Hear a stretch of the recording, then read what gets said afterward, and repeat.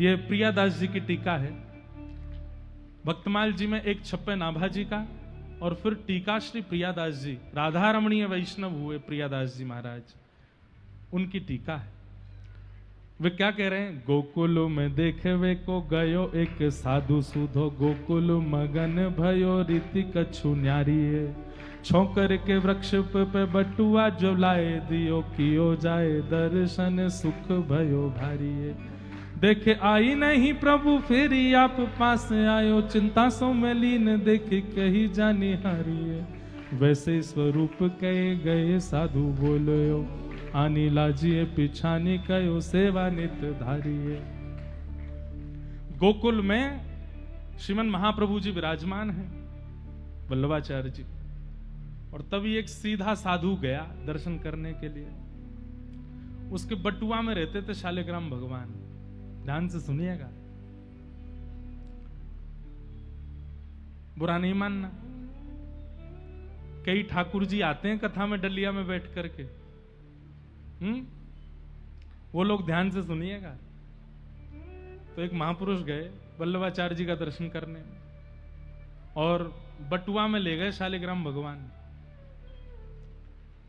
यमुना जी में स्नान करने के बाद बाहर देखा एक सुंदर वृक्ष है, उसके नीचे खूब सारी छांव थी। मन में विचार किए कि अब ठाकुर जी को लिए कहां कहां डोलेंगे। बटुआ टांग दिया पेड़ पे, और पेड़ पे वो बटुआ टांग करके भीतर गए महाप्रभु वल्लभाचार्य जी का दर्शन करने के लिए।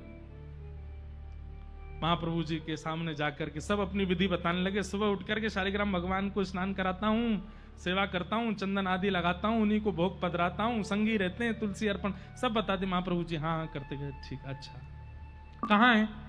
विराज रहे, सुरक्षित स्थान पर विराज रहे हैं। महाप्रभु जी अच्छा, प्रणाम करके बोले ठीक है भगवान आज्ञा दो, हाँ जाओ। बाहर जैसे ही गए तो बटुआ गायब वहां से, जिसमें शालिग्राम भगवान धरे थे। तो चारों तरफ पेड़ के घूम घूम के देखें, ऊपर देखें, नीचे देखें, पत्तन ने उठा उठा के देखें, ठाकुर जी गायब हो गए।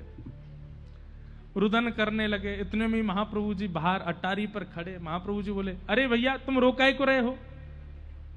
बोले हमारे ठाकुर जी खो गए। बोले हैं ठाकुर जी खो गए? ऐसे कैसे खो गए ठाकुर जी तुम्हारे?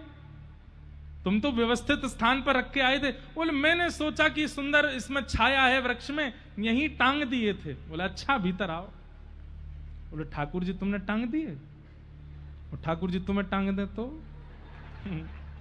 ठाकुर जी टांगवे की वस्तु है? नहीं जय जय, देखो तुम्हारी उनके प्रति भगवत बुद्धि नहीं है, इसको स्वीकार करो।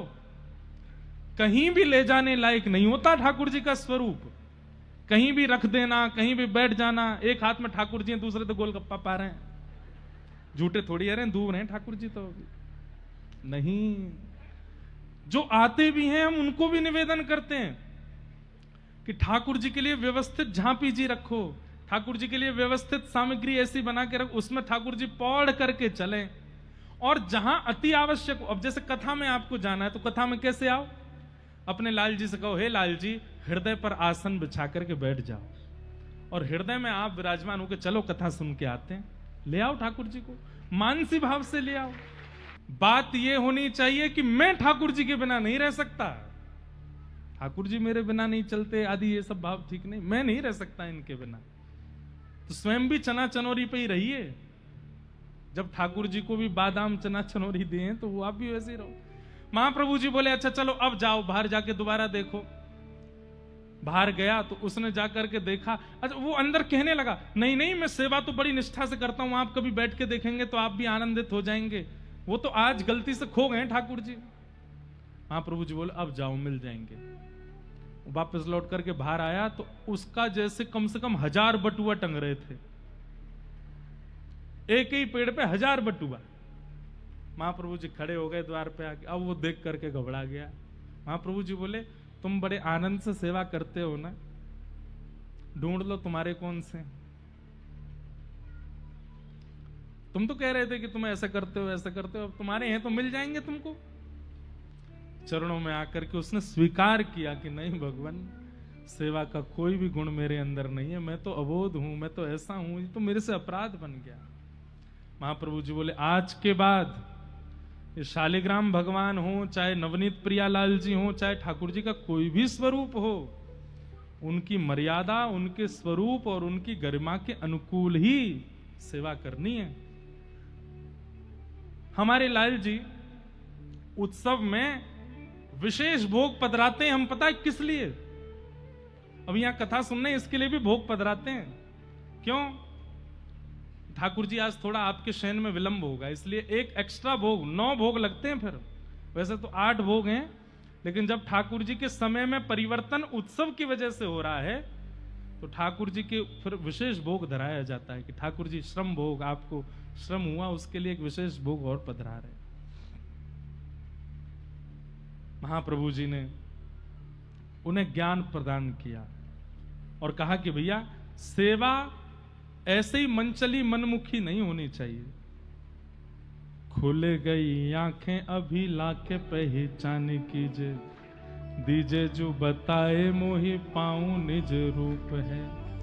कहीं जावो वही ठोर देखो प्रेम लेखो ही, लिए भाव सेवा करो मारन अनूप है।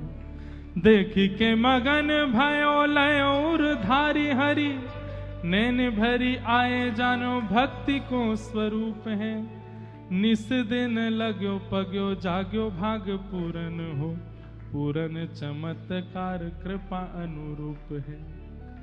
और महाप्रभु जी ने उसके चित्त में ठाकुर जी का जो मूल भाव है वो विचार उसके चित्त में प्रस्तावित कर दिया, व्यवस्थित कर दिया।